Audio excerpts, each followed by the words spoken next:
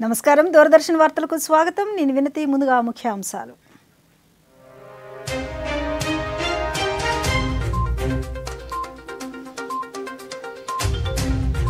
బాలల దినోత్సవాన్ని పురస్కరించుకొని ఢిల్లీలో విద్యార్థులతో ముచ్చటించిన రాష్ట్రపతి ద్రౌపది ముర్ము రేపు భగవాన్ బిర్సా ముండా జయంతి సందర్భంగా పలు అభివృద్ధి కార్యక్రమాలకు శంకుస్థాపనలు ప్రారంభోత్సవాలు చేయనున్న ప్రధాని మోదీ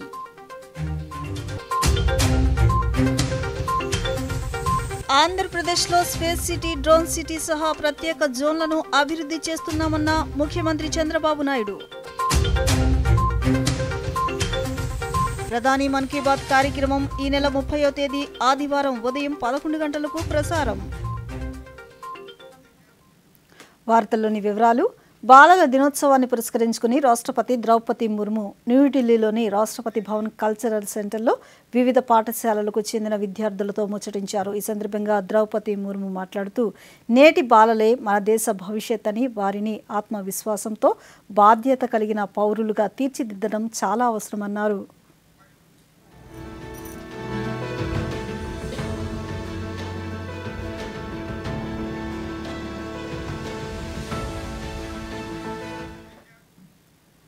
బీహార్లో సుపరిపాలన అభివృద్ధి గెలిచాయని ప్రధానమంత్రి నరేంద్ర మోదీ పేర్కొన్నారు. బీహార్ అసెంబ్లీ ఎన్నికల్లో ఎన్డీఏ కూటమి విజయం సాధించిన నేపథ్యంలో ప్రధాని నరేంద్ర మోదీ ఢిల్లీలోని బీజేపీ ప్రధాన కార్యాలయంలో జరిగిన కార్యక్రమంలో పార్టీ కార్యకర్తలను ఉద్దేశించి ప్రసంగించారు. ఈ సందర్భంగా ప్రధాని మాట్లాడుతూ ఈ విజయాన్ని అందించిన బీహార్ యువతకు కృతజ్ఞతలు తెలిపారు. బీహార్ అసెంబ్లీ ఎన్నికల విజయంలో అసలైన విజయం సాధించింది మహిళలు, యువత అని ప్రధాని స్పష్టం చేశారు.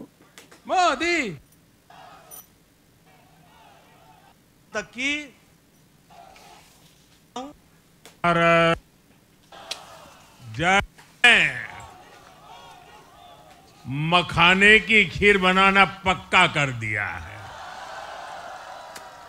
और पूरा बिहार ने आज बता दिया है. फिर एक बार एनडीए सरकार, मैंने बिहार के लोगों से एनडीए को प्रचंड विजय दिलाने का आग्रह किया था. बिहार ने 2010 के बाद का सबसे बड़ा जनादेश एनडीए को दिया है. मैं बहुत विनम्रता से एनडीए के सभी दलों की ओर से बिहार की महान जनता का आभार व्यक्त करता हूं. मैं बिहार की महान जनता को आदरपूर्वक नमन करता हूं. मैं आज लोकनायक जयप्रकाश नारायण जी, भारत रत्न कर्पूरी ठाकुर जी को भी आदरपूर्वक नमन करता हूं. कर्पूरी ठाकुर जी के गांव से मैंने बिहार में चुनाव अभियान की शुरुआत की. बहुमत से जीते और आज बिहार में जहां इतनी बड़ी जनसंख्या. ప్రధానమంత్రి నరేంద్ర మోదీ రేపు గుజరాత్లో పర్యటిస్తారు. నర్మదా జిల్లాలోని దేవ్ మోగ్రా ఆలయాన్ని సందర్శించి ప్రత్యేక పూజలు చేస్తారు. అలాగే దేడియాపాదను సందర్శించి భగవాన్ బిర్సా ముండా 150వ జయంతి కార్యక్రమంలో పాల్గొంటారు. ఈ సందర్భంగా 9,700 కోట్ల రూపాయలకు పైగా విలువైన వివిధ మౌలిక సదుపాయాలు, అభివృద్ధి ప్రాజెక్టులను శంకుస్థాపనలు, ప్రారంభోత్సవాలు చేస్తారు. ప్రధానమంత్రి జనజాతీయ ఆదివాసీ న్యాయ మహా అభియాన్, ధర్తీ ఆభా జనజాతీయ గ్రామ ఉత్కర్ష్ అభియాన్ కింద నిర్మించిన 1,00,000 గృహాల గృహ ప్రవేశాల్లో ప్రధాని పాల్గొంటారు. గిరిజన విద్యార్థుల కోసం 1,900 కోట్ల రూపాయలతో నిర్మించిన 42 ఏకలవ్య మోడల్ రెసిడెన్షియల్ స్కూల్స్ను ప్రధాని ప్రారంభిస్తారు. గిరిజన ప్రాంతాల్లో అనుసంధానాన్ని మెరుగుపరచడానికి గుజరాత్లోని 14 గిరిజన జిల్లాలకు 250 బస్సులను ప్రారంభిస్తారు.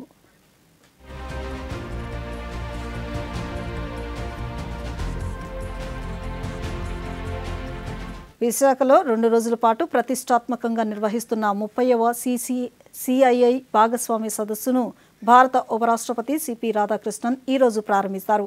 ఈ సందర్భంగా ఉపరాష్ట్రపతి మాట్లాడుతూ వ్యాపార అనుకూల రాష్ట్రంగా ఆంధ్రప్రదేశ్ నిలిచిందని పేర్కొన్నారు. దేశంలో పేదరికం తగ్గించేందుకు కేంద్ర ప్రభుత్వం అనేక చర్యలు చేపడుతుందన్నారు. కార్మిక చట్టాలు, పన్నుల్లో కేంద్రం అనేక సంస్కరణలు తీసుకువచ్చిందని పేర్కొన్నారు. ప్రధానమంత్రి నరేంద్ర మోదీ పాలనలో 11 ఏళ్లుగా దేశం ముందుకెళ్తుందన్నారు. రాష్ట్ర ప్రభుత్వం చేస్తున్న కృషితో ప్రపంచం నలుమూల నుంచి వచ్చి రాష్ట్రంలో పెట్టుబడులు పెడుతున్నారన్నారు. ఈజ్ ఆఫ్ డూయింగ్ బిజినెస్తోనే పెట్టుబడులు వస్తాయని సిపి రాధాకృష్ణన్ పేర్కొన్నారు. Reforms in creating infrastructure, anything you name, there the reforms is taking place under the able leadership of our Prime Minister Narendra Modi ji. That is the reason that from nowhere we are today the 4th largest economy. And I am sure this is the right time for you to invest in the fastest growing economy of the world. You have come in the right time, you have come to the right place, you have come with the right ideas. That means the success is going to be yours. Any sector, whether it is food process, whether it is blue economy or green economy, this is the right time to invest in India, and you all are welcome. We all know that business is based on commitment. One. Second is our commitment towards the commitments. Then the third one is the commitments by the governments that also should be honored. That all the three are happening together, that means ఆంధ్రప్రదేశ్లో space city, drone city, electronic city, అలాగే quantum valley, green hydrogen valley వంటి ప్రత్యేక జోన్లను అభివృద్ధి చేస్తున్నట్లు ముఖ్యమంత్రి నారా చంద్రబాబు నాయుడు పేర్కొన్నారు. విశాఖలో జరుగుతున్న సిఐఐ భాగస్వామ్య సదస్సు వేదికగా స్పేస్ సిటీ, డ్రోన్ సిటీ నిర్మాణానికి వర్చువల్ విధానంలో శంకుస్థాపన చేశారు. ఈ సందర్భంగా ముఖ్యమంత్రి మాట్లాడుతూ ఆధునిక టెక్నాలజీని అందిపుచ్చుకోవడంలో రాష్ట్రం ముందుంటుందన్నారు. Immediately, I brought quantum computer first in India, that to Amaravati. January, we are going to operate quantum computer in Amaravati. Honorable Prime Minister has announced green hydrogen mission. Now, for green hydrogen mission, we declared green hydrogen valley. That is Andhra Pradesh. 500 gigawatts country is going to produce. In that 160 gigawatts of green energy from Andhra Pradesh. Now because of green energy, data centers are coming. AI is coming. It is a excellent ecosystem we are creating. Government of India has announced deregulation space sector. Next door, that is space city in Tirupati, it is coming. I am confident. Already 2-3 companies are showing interest. With this conference, that space city is full of entrepreneurs. Lulu international లిమిటెడ్తో ఆంధ్రప్రదేశ్ అవగాహన ఒప్పందాలు కుదుర్చుకుంది. విశాఖపట్నంలో malls ఏర్పాటు చేసేందుకు ముఖ్యమంత్రి నారా చంద్రబాబు నాయుడు సమక్షంలో ఒప్పందం కుదిరింది. ఈ సందర్భంగా ముఖ్యమంత్రి మాట్లాడుతూ ఈ మాల్ రానున్న 3 ఏళ్లలో పూర్తి చేసేందుకు చర్యలు తీసుకోవాలని కోరారు. The upcoming project in Andhra Pradesh, and we also unveil the prototype of the proposed Lulu Mall.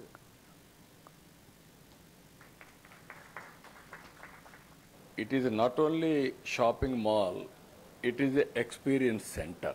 It will promote tourism and also back to back so many advantages it is going to come.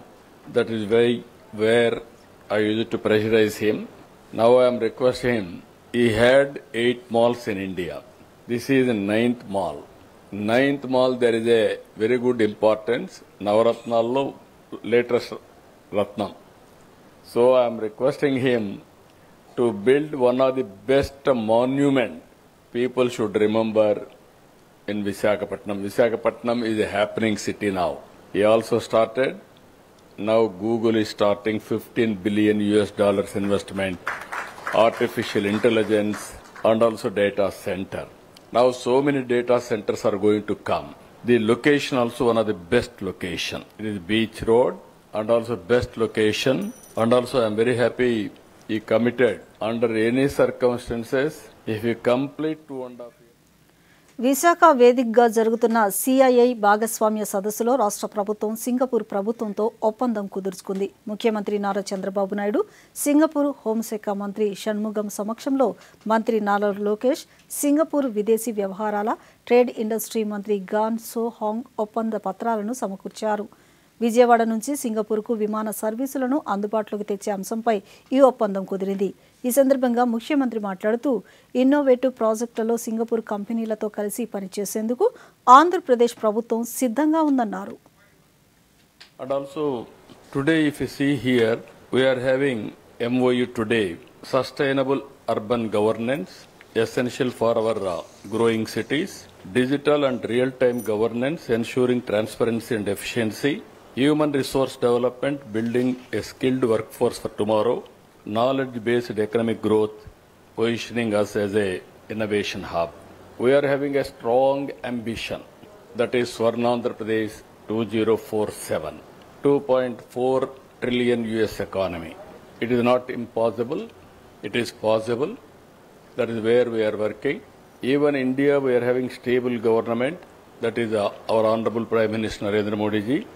Now, Singapore is having stable government for the last 6 decades. That is the secret of your success. Strong leader, stable government. రాష్ట్ర ప్రభుత్వం మైనారిటీల సంక్షేమానికి ప్రాధాన్యతనిస్తుందని రాష్ట్ర minority శాఖ మంత్రి NMD Farooq అన్నారు. నంద్యాలలో ఇమాముల సంఘం ఆధ్వర్యంలో నిర్వహించిన కార్యక్రమంలో ఆయన మాట్లాడుతూ ఇమాములకు గౌరవ వేతనం కింద గత ప్రభుత్వం బకాయిలతో కలుపుకొని 90 కోట్ల రూపాయల నిధులను విడుదల చేశామని తెలిపారు. 2017-2018లో మొట్టమొదటిసారిగా వారి పేదరికాన్ని గుర్తించి స్వయంగా వారు పిలిపించి ప్రారంభోత్సవం చేయడం జరిగింది. 3,000 రూపాయలు మౌజన్లకు, పేషమాకు 5,000 రూపాయలు ఇచ్చి చేశారు. మళ్ళీ పాత ప్రభుత్వం పోయిన తర్వాత కరోనా ఉందని చెప్పి వేయలేదు. తర్వాత కొంతవరకు మళ్ళీ 3-4 నెలలు ఆయన బకాయిలు పెట్టిపోయినారు. ఆ బకాయిలతో సహా ఈ రోజు వరకు అప్ టు డేట్ సెప్టెంబర్ కూడా గౌరవ ముఖ్యమంత్రి గారు మొత్తం రాష్ట్రంలో ఉండే ఎంతమంది మన దగ్గర అప్లికేషన్స్ ఉన్నాయో 5,000 మంది ఇమాములకు, 5,000 మంది మౌజన్లకు మొత్తం 90 కోట్లు సెప్టెంబర్ వరకు ఇవ్వడం జరిగింది. 90 రోజు మీకు బాకీ ఉండే బకాయిలతో తెల్లవారి లోపల మీకు డబ్బులన్నీ మీ అకౌంట్లో పడతాయని చెప్పి అదే రకంగా తెల్లవారి లోపల అందరి అకౌంట్లో డబ్బులు వేసేసాం. ఇంకా కొన్ని మిగిలి ఉన్నాయి. కొన్ని బ్యాంకులు మెర్జీ కావడం వల్ల కొంత లేట్ అయింది, లేకపోతే నిన్ననే పడిపోయి అవి కూడా వచ్చేస్తాయని చెప్పి మీకు తెలియదు. కానీ 1600 చిల్లర పిల్లలు మన పిల్లలు మైనార్టీ పిల్లలు, ముస్లిం పిల్లలు వచ్చారు.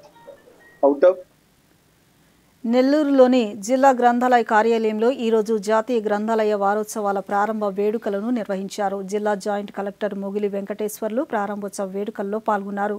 ఈ సందర్భంగా గ్రంథాలయం పఠనం ద్వారా అనంతమైన విజ్ఞానాన్ని పొందవచ్చునని సమిష్టిగా ప్రతిజ్ఞ చేశారు.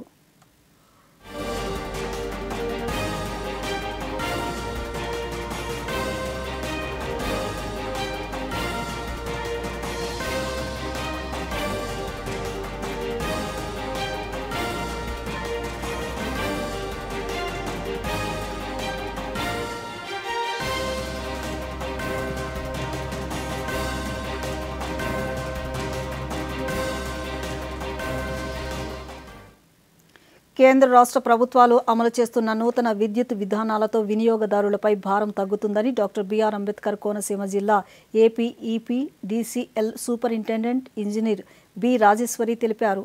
అమలాపురంలోని ఎస్సీ కార్యాలయంలో ఈరోజు మీడియాతో మాట్లాడారామె. ఈ కొత్త విధానంలో అదనపు రుసుములు లేకుండా కేవలం లోడ్ ఛార్జీలను చెల్లించి విద్యుత్ కనెక్షన్ను పొందవచ్చునని అన్నారు.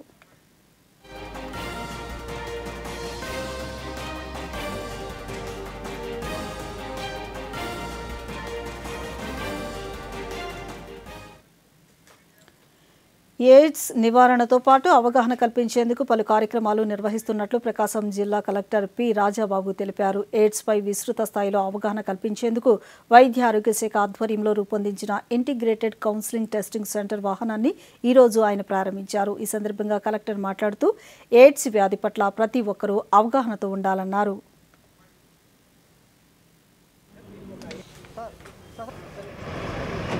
ఎయిడ్స్ పేషెంట్స్ కోసం కౌన్సిలింగ్ అండ్ టెస్ట్ సంబంధించి ప్రత్యేకించి మనకి ఒక వెహికల్ ఇవ్వడం జరిగింది. Kind of initiative. ఎందుచేతంటే ఎయిడ్స్ పేషెంట్స్ ఉన్నప్పటికీ కూడా సమాజానికి భయపడి వాళ్ళు బయటికి రాకపోవడం, వాళ్ళకి ఆ పరిస్థితులు ఉన్నప్పుడు హెల్త్ సెంటర్కి రావాలన్నా కొంతవరకు కూడా వాళ్ళు హెసిటేట్ చేసే అవకాశం ఉంటుంది. ఇప్పుడు ఈ వెహికల్ ఇవ్వడం వల్ల అండ్ ఆల్సో ఇది ప్రతి ఊరు కూడా ఇది తిరగడం వల్ల ఎక్స్క్లూజివ్గా ఆ పర్సనే వెహికల్లో ఉంటాడు, అతను టెస్ట్ చేస్తారు, అతను కౌన్సిలింగ్ ఇస్తాడు, అతని డీటెయిల్స్ కూడా ఎవరికి చెప్పుకోకుండా ఉండడం వల్ల ఎయిడ్స్ వచ్చినప్పటికీ కూడా మనం సరైన పద్ధతిలో మెడిసిన్స్ వాడి ఫుడ్ గట్రా తింటే ఆటోమేటిక్గా లైఫ్ ఎక్స్పెక్టెన్సీ వస్తుంది. ఆ సిమ్టమ్స్ ఉన్న వాళ్ళు ఎవరైనా. ఇప్పుడు చిన్న విరామం తీసుకుందాం. प्लेटफॉर्म नंबर 2 से चलने वाली सुपरफास्ट एक्सप्रेस के यात्रियों నేను ఇక్కడే ఉన్నా. మీకోసం కాదు దీనికోసం మొబైల్ ఛార్జ్ చేయాలి. బుర్రని ఛార్జ్ చేయి. ఇలా పబ్లిక్ పోర్ట్ నుండి ఫోన్ ఛార్జ్ చేశారంటే పర్సనల్ డేటా అయిపోతుంది పబ్లిక్. చూసావా? నానా ఆగండి, నేను పే చేస్తాను. సిగ్నల్ లేదు. ఇప్పుడు ఎలా మరి? ఉందిగా ఫ్రీ వైఫై. బుర్రని వాడు కాస్త. పేమెంట్స్ కోసం నో ఓపెన్ వైఫై. అంటే మోసాలకి చెప్పే బాయ్ బాయ్. ఆర్బీఐ అంటుంది చేయండి సరైన ఆరంభం, అవ్వండి ఫైనాన్షియలీ స్మార్ట్. తిరిగి వార్తలకు స్వాగతం.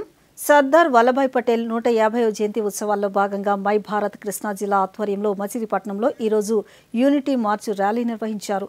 ఏపీఎస్ఆర్టీసీ చైర్మన్ కొనగళ్ల నారాయణ ఈ ర్యాలీని ప్రారంభించారు. ఈ సందర్భంగా ఆయన మాట్లాడుతూ సర్దార్ వల్లభాయ్ పటేల్ దేశానికి అందించిన సేవలు మరువలేనివన్నారు.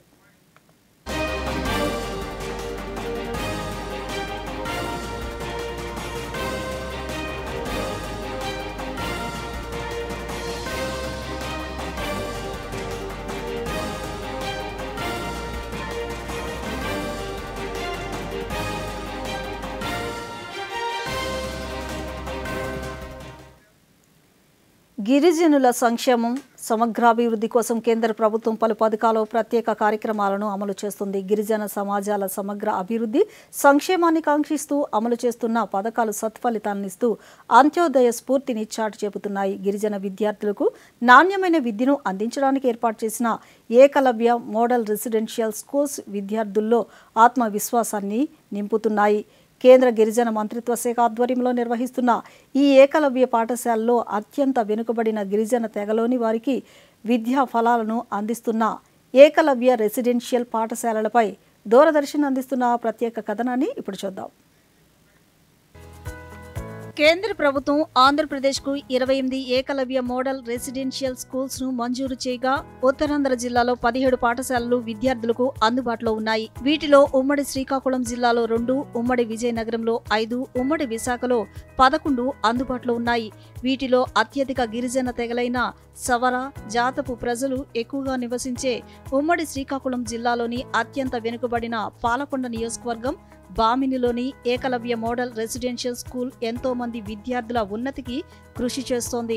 6 నుంచి 12వ తరగతి వరకు గిరిజన విద్యార్థులకు సిబిఎస్ఈ సిలబస్తో మెరుగైన విద్యా వసతులతో పాటు యోగా, సంగీతం, నృత్యం, క్రీడల్లో విద్యార్థులకు శిక్షణ అందిస్తున్నారు. దీంతో ఈ ప్రాంతంలోని గిరిజన విద్యార్థులతో పాటు ఒడిశా సరిహద్దుల్లో ఉన్న తెలుగు గిరిజన విద్యార్థులు కూడా ఇక్కడ విద్యను అభ్యసిస్తున్నారు. ప్రస్తుతం ఈ పాఠశాలలో సుమారు 450 మంది విద్యార్థులు విద్యను అభ్యసిస్తున్నారు. దేశవ్యాప్తంగా ఉన్న ఉత్తమ ఉపాధ్యాయులను ఎంపిక చేసి ఏకలవ్య పాఠశాలలకు బోధన సిబ్బందిగా నియమించడంతో విద్యార్థులు ఎంతో ఆహ్లాదకర వాతావరణంలో విద్యను అభ్యసిస్తున్నారు. This is especially purely to empower the students of ST children, especially who are in rural areas. Not only in the part of academics, that includes in the part of physical fitness, integrated technology, modern education.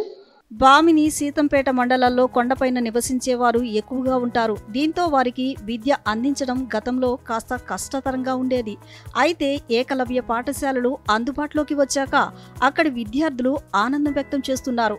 మొదట్లో ఆంగ్ల మాధ్యమంలో చదవడం కాస్త కష్టంగా ఉండేదని, ఉపాధ్యాయులు ఈ సమస్యలపై ప్రత్యేక దృష్టి పెట్టి లెర్నింగ్ అవర్స్ నిర్వహించడంతో ఇంగ్లీష్ పై పట్టు సాధించినట్లు తెలిపారు.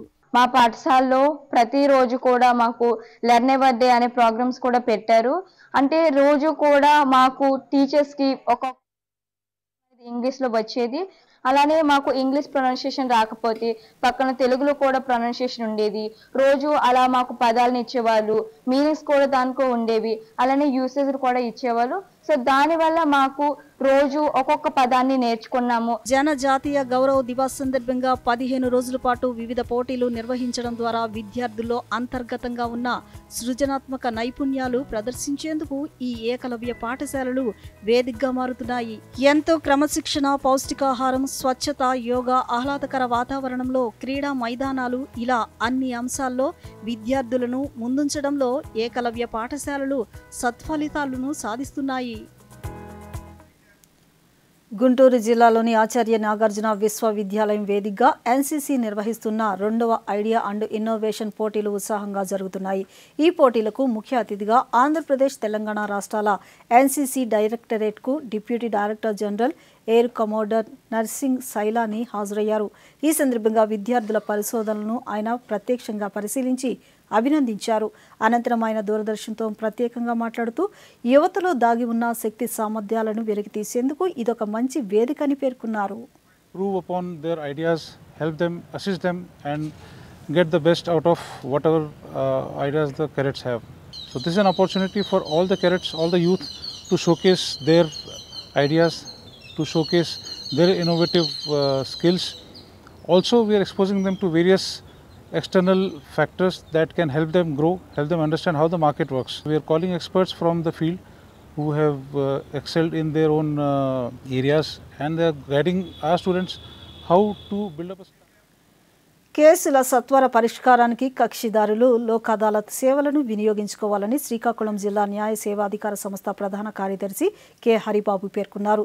శ్రీకాకుళంలో ఈరోజు ఆయన దూరదర్శన్తో మాట్లాడుతూ రాజీ చేయదగ్గ కేసుల పరిష్కారానికి అధికారులు చొరవ చూపాలన్నారు.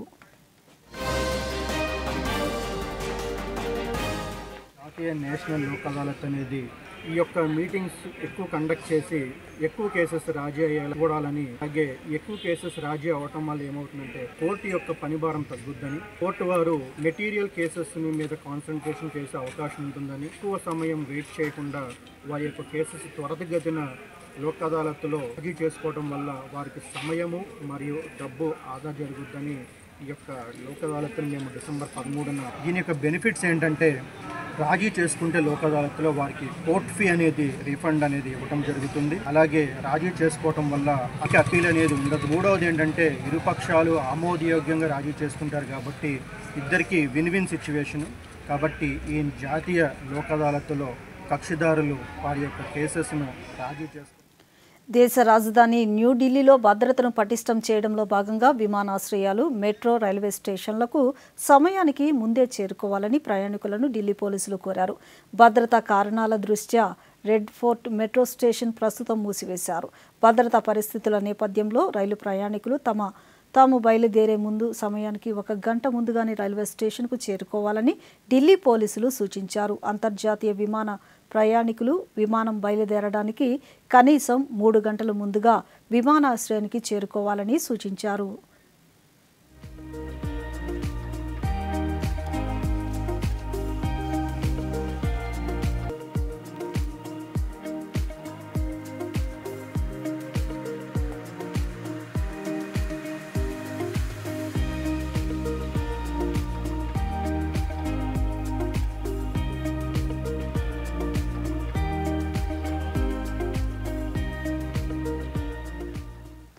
ప్రపంచవ్యాప్తంగా ఈరోజు ప్రపంచ మధుమేహ దినోత్సవాన్ని జరుపుకుంటున్నారు. మధుమేహం నివారణ, రోగ నిర్ధారణ, చికిత్సపై అవగాహన పెంచడమే లక్ష్యంగా డయాబెటిస్ అండ్ వెల్ బీయింగ్ ఇతివృత్తంతో ఈ ఏడాది జరుపుకున్నారు. మధుమేహంతో బాధపడుతున్న చాలామందికి రక్తంలో చక్కెర స్థాయిలను నియంత్రించడానికి ఇన్సులిన్ అవసరం. జీవన శైలిలో మార్పులు, పండ్లు, కూరగాయల, తృణధాన్యాలను తీసుకోవడం వలన 30 నిమిషాల పాటు వ్యాయామం చేయడం ద్వారా అధిక బరువు తగ్గడంతో పాటు చక్కెర స్థాయిని సులభంగా నియంత్రించవచ్చునని నిపుణులు సూచిస్తున్నారు.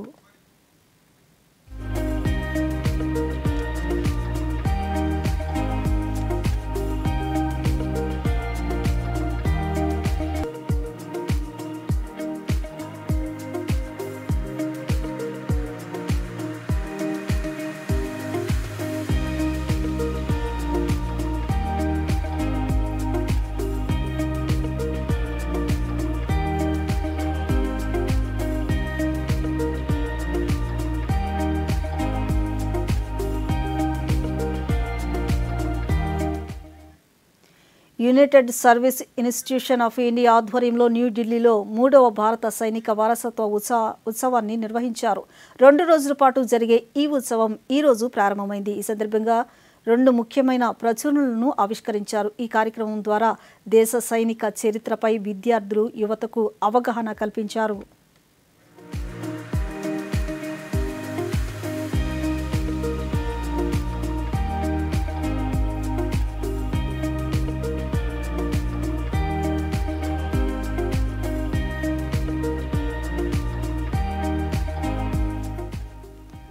భారత సైన్యంలోని గజరాజ్ కోర్ సముద్ర మట్టానికి 16,000 అడుగుల ఎత్తులో సవాల్తో కూడిన అరుణాచల్ ప్రదేశ్ పర్వత ప్రాంతాల్లో సామగ్రిని రవాణా చేయడానికి హై ఆల్టిట్యూడ్ మోనో రైలు వ్యవస్థను రూపొందించింది. ఈ ఆవిష్కరణ సరిహద్దుల్లోని సైనికులకు సకాలంలో సామగ్రిని అందించడంలో విప్లవాత్మక మార్పులు తీసుకురానుంది.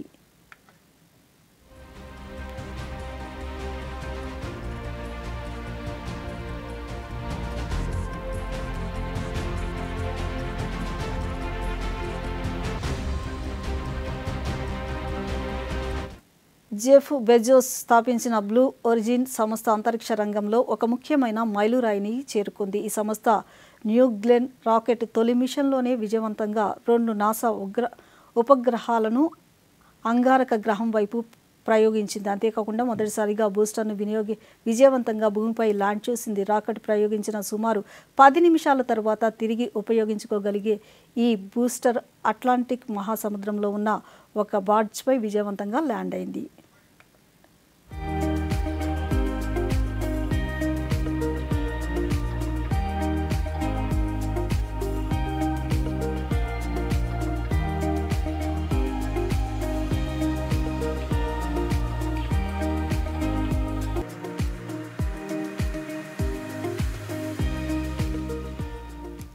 దేశీయ స్టాక్ మార్కెట్ సూచీలు ఈ రోజంతా నష్టాల్లోనే కదలాడాయి.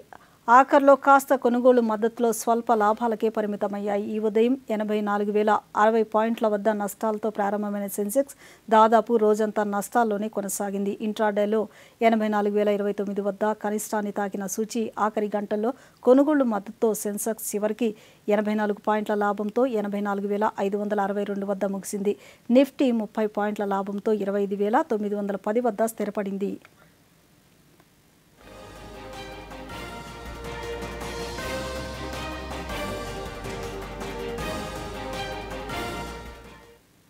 దక్షిణాఫ్రికాతో కోల్కతాలోని ఈడెన్ గార్డెన్లో జరుగుతున్న తొలి టెస్ట్ మ్యాచ్లో మొదటి రోజు ఆట ముగిసే సమయానికి భారత్ అద్భుత ప్రదర్శన చేసింది. ఈ మ్యాచ్లో భారత పేసర్ జస్ప్రీత్ బుమ్రా కేవలం 27 పరుగులు ఇచ్చి 5 వికెట్లు తీశాడు. దీంతో భారత్ బౌలర్లు దక్షిణాఫ్రికా జట్టును కేవలం 150 పరుగులకే ఆలౌట్ చేయగలిగింది. అనంతరం బ్యాటింగ్కి దిగిన భారత్ జట్టు తొలి రోజు ఆట ముగిసే సమయానికి 1 వికెట్ కోల్పోయి 37 పరుగులు చేసింది.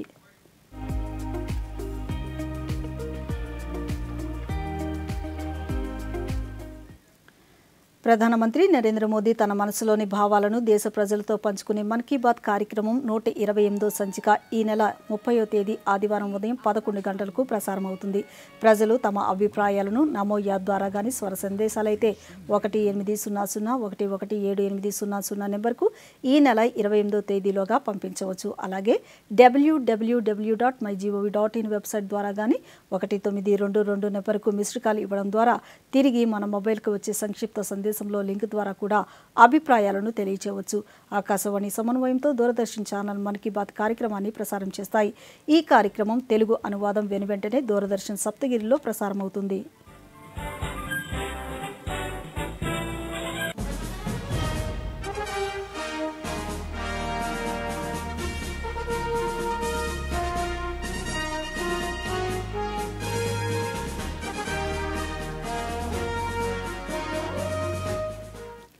శ్రీలంకకు దక్షిణ నైరుతి బంగాళాఖాతంలో ఏర్పడిన ఉపరితల ఆవర్తనం ప్రస్తుతం దక్షిణ శ్రీలంక దానికి ఆనుకుని ఉన్న నైరుతి బంగాళాఖాతం మీదుగా విస్తరించి ఉంది. మరోవైపు ఆంధ్రప్రదేశ్ యానంలో ఈశాన్య దిశగా గాలులు వీస్తాయని అమరావతిలోని భారత వాతావరణ కేంద్రం అధికారులు తెలిపారు.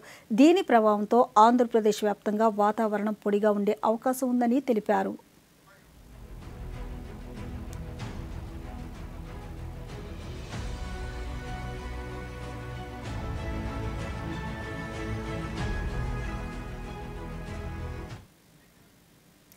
ఈ వార్తలు ఇంతటితో సమాప్తం. నమస్కారం.